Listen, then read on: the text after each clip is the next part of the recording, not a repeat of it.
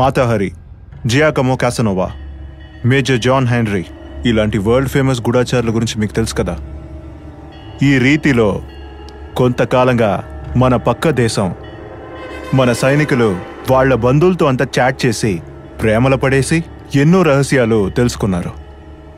వాళ్ల ల్యాప్టాప్ నుంచి మొబైల్ నుంచి ఎన్నో డేటాలు హ్యాక్ చేశారు. ఇలా హ్యాక్ చేసి కొన్ని దేశాల్ని ఒక ఆట ఆడిచ్చారు.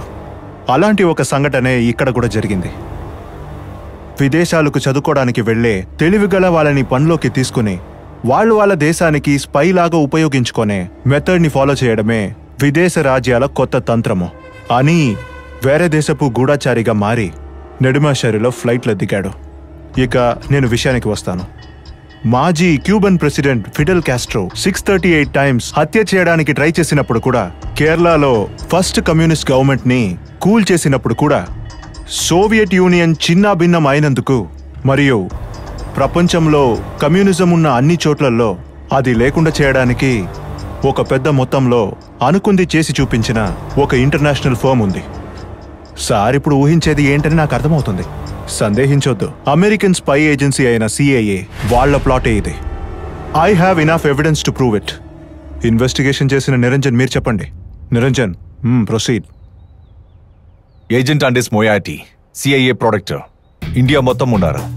తను మన సీఎంని ఇంటర్వ్యూ చేయడానికి వచ్చారు. తనే అనిని రిక్రూట్ చేశారు. తను ఏం చేస్తున్నాడని తెలియక అని ఇందులో ఒక భాగం అయ్యాడు. మన దేశంలో ఎక్కువగా కమ్యూనిజం ఉన్నది కేరళలోనే. అది లేకుండా చేయాలనే ఉద్దేశంతో కమ్యూనిస్ట్ పార్టీకి చెందిన వాళ్ళని చంపడానికి ప్రభుత్వానికి చెడ్డపేరు తీసుకొచ్చి మొత్తం నాశనం చేయడమే సిఐ వాళ్ళ ప్లాన్. దానికోసమే యాక్టర్స్ పార్టీ నేషనల్ లీడర్ అయిన అభిరామ్ ని హత్య చేశారు. మన ముఖ్యమంత్రిని చంపడానికి ట్రై చేశారు, కానీ అది జరగలేదు. హిందూ ముస్లిం మధ్య గొడవ పెట్టడానికి ప్రయత్నించారు, అది కూడా జరగలేదని తెలిసాక పార్టీ పేరు చెడగొట్టడానికి అనిని వాడి మోనేచని చంపేశారు. ఆ నేరాన్ని ముఖ్యమంత్రి మీద వేయడానికి ప్రయత్నించారు. సీఎం గారిని డైరెక్ట్ గా ఇందులో ఇన్వాల్వ్ చేయడానికి అని మోనచన్ని చంపిన తర్వాత తన పర్సనల్ నంబర్ నుంచి మన ముఖ్యమంత్రి గారికి ఫోన్ చేశాడు. సార్, రీసెంట్ గా మీరు అటెండ్ చేసిన చాలా ఫంక్షన్స్ కి అని కూడా అక్కడికి వచ్చాడు. అని అమ్మగారి అకౌంట్ కి 25 lakhs డిపాజిట్ అయింది. ఒక నెల ముందు అని పేరు మీద ఎర్నాకుళంలో ఒక ల్యాండ్ కొన్నారు. అది చాలా ఖరీదైన ల్యాండ్ ప్లాట్. ఇలా కోర్టుని ఏమార్చడానికి ఎన్నో ఎవిడెన్సెస్ ని రెడీ చేసి ఉంచారు. వాళ్ళకి తెలుసు కోర్టుకి కావాల్సింది ఎవిడెన్స్ మాత్రమే అని. ప్రెజెంట్ చేసిన ఎవిడెన్స్ నిజమా అబద్ధమని కనిపెట్టడానికి కావాల్సిన మెథడ్ ఇక్కడ లేదు. దానికి ట్రై చేసింది కూడా లేదు. అందువల్ల ఒక వ్యక్తిని ఇరికించడం చాలా సులభం. సీఎం కి వ్యతిరేకంగా అని ఇచ్చిన స్టేట్మెంట్ మార్చి చెప్పడానికి ముందే అనిని చంపేశారు. ఆ నేరాన్ని కూడా ముఖ్యమంత్రి గారి మీదే మోపాలనుకున్నారు. మార్చినా అన్న పేరుతో టీవీ జర్నలిస్ట్ గా క్లిఫ్ హౌస్ కి వచ్చింది కూడా సర్వేలెన్స్ ఎక్విప్మెంట్స్ ని ఉపయోగించి విషయాన్ని దొంగిలించడానికే. కాల్ చేయి.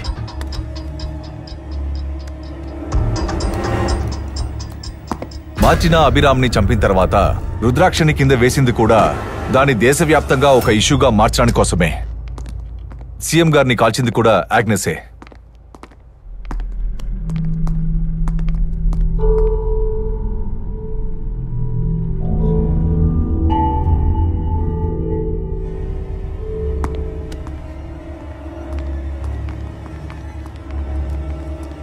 సమస్య పెద్దదవుతుందనే సందేహంతో ఆగ్నెస్ ఇక్కడి నుండి 2 రోజుల ముందే ఎస్కేప్ అయ్యాడు. మిగతా వాళ్ళు ఇక్కడ ఎక్కడో దాక్కుని ఉంటారు. తరువాత మా పార్టీలో ఉన్న మిత్రులే వాళ్ళని వెతికి పట్టుకొచ్చారు. తర్వాత ఇంకో ముఖ్యమైన విషయం, హనీ ఇప్పుడు చెప్పింది. హనీ ఇచ్చిన ఆర్డర్ ప్రకారం మోనిచ్చన్ని హత్య చేయడం, అక్కడ నా పేరు చెప్పనే లేదు.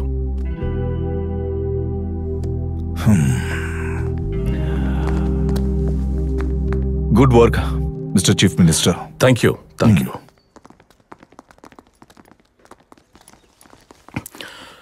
ఏమైందిరా? అమ్మా హాస్పిటల్లో ఉన్నారు.